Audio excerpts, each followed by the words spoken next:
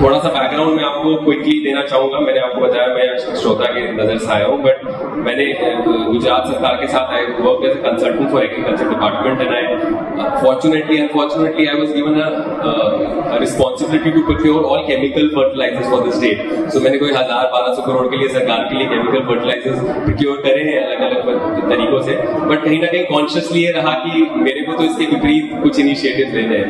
तो मैं I come from an Himalayan state, Himalayan foothills of Himalaya से देहरादून उत्तराखंड से आते हैं, तो वहां पर अपॉर्चुनिटी मिली कुछ किसानों के साथ काम करने के लिए। हमने कुछ इनोवेटिव प्रोडक्ट्स 2015 में 2016 में निकाले जो तब देश भर में बहुत कम आते थे, अब तो काफी सारे अलग अलग संस्थाएं ब्रांड्स कर रहे हैं। तभी started with plantable paper, plantable stationery, plantable pencils, plantable pen जिसके पीछे बीज होता है और आपका वो प्रोड्यूस खत्म होने के बाद, पेंसिल खत्म होने के बाद, पेन खत्म होने के बाद you can always plant it. It's biodegradable, made of complete papers and non plastic products.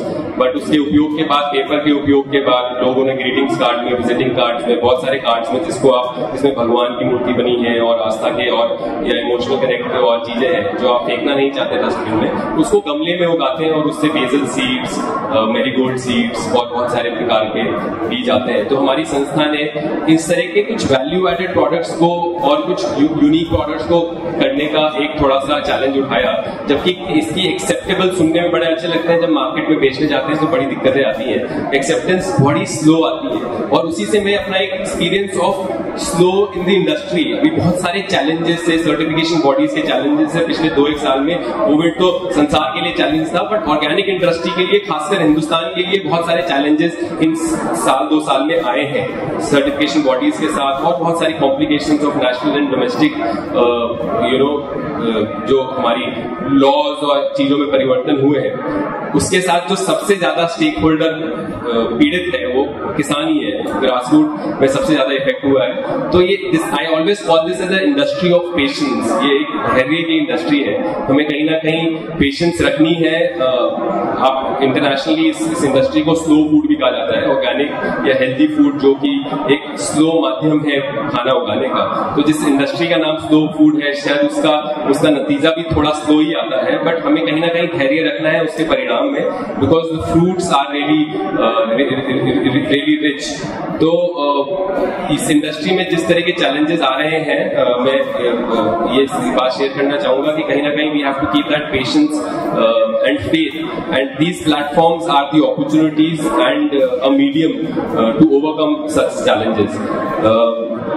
एक आखिरी बात के साथ जो मैं अपने फार्मर्स से, मैं अपने जुड़े हुए एफपीओ से, अपने जुड़े हुए संस्थाओं से हमेशा कहता हूँ, वो हमेशा आके पूछते हैं कि आपने कुछ सालों में 2-3 स्टोर्स करे हैं, आप कंज्यूमर के पास डायरेक्टली पहुंचे हैं, आपके पास 1200 से ज्यादा प्रोडक्ट आप अपने फार्मर्स के प्रयोग के साथ आप मार्केट में लेकर आ पाए हैं। हम ऐसा क्या प्रोडक्ट लाएं कि जो हमारा बिक पाए, या आप हमारी क्या चीज रख पाएंगे। तो इस वैल्यू को मैं आपके साथ शेयर करना चाहूंगा, जो थॉट में हमेशा अपने किसानों के साथ शेयर करता हूं, कि हमें कहीं ना कहीं वैल्यू एडिशन में, अभी 3-4 प्रेजेंटेशन हुई है, everybody is been talking about value addition at farm level करना पड़ेगा। Brands, industries, processing unit are putting value for sure. Millets का हमारा युग चल रहा है, साल चल रहा है, भारतवर्ष मिलेट को देश भर में अपने प्रोत्साहन देकर आ रहा है। मिलेट्स में इतनी ज्यादा पॉसिबिलिटीज है वैल्यू एड करने की, और भी सारी हेल्दी जो ऑर्गेनिक प्रोड्यूसर्स हैं उनमें बहुत सारी पॉसिबिलिटीज हो वैल्यू एड करने की। तो मेरा सिर्फ एकमात्र मैसेज यही रहेगा कि हम वैल्यू एडिशन कैसे कर पाते हैं, और हमारी लड़ाई जो है वो healthy food versus unhealthy food की है। There is such a good market here. I mean, Biofec is one of the largest exhibition in the country for organic fare.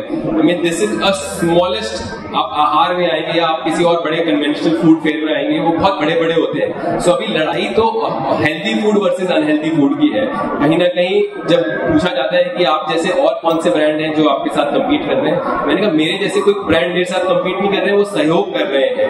हमारे जैसे अगर हमें कम्पीट करना है तो हमें तो बर्गर किंग के साथ करना है, मैकडॉनल्ड्स के साथ करना है। जो अनहेल्दी फूड है, जो फास्ट फूड है, जो फूड एकदम से हमारे टेस्ट बर्ड्स को इनरिच करता है, ये सारी चीजों को अगर हम अपने वैल्यू एडेड प्रोडक्ट को, फास्ट फूड यू नो जो टेस्ट में बहुत अच्छा है, इन सब चीजों को अगर हम अपने हेल्दी फूड में ला पाए, वो सब वैल्यू अगर हम अपने हेल्दी फूड में ला पाए, आई थिंक वही चैलेंज है इंडस्ट्री में कम्पीट करने का, when it comes to healthy food competing versus unhealthy food. So एक फिर से मैं अपनी बात को विराम देना चाहूंगा और देवेश भाई को, उसकी संस्थाओं को और रिस्पेक्टेड डेलीगेट्स को मैं बधाई देना चाहूंगा कि आपने प्लेटफॉर्म क्रिएट करा और जो किसान हमारे भाई हमारे साथ और संस्थाएं हमारे साथ और एफपीओ हमारे पास जुड़ पाए, उनको मैं कंग्रेचुलेट करना चाहूंगा उनके यूनिक काम के लिए और योगदान के लिए। Thank you so much.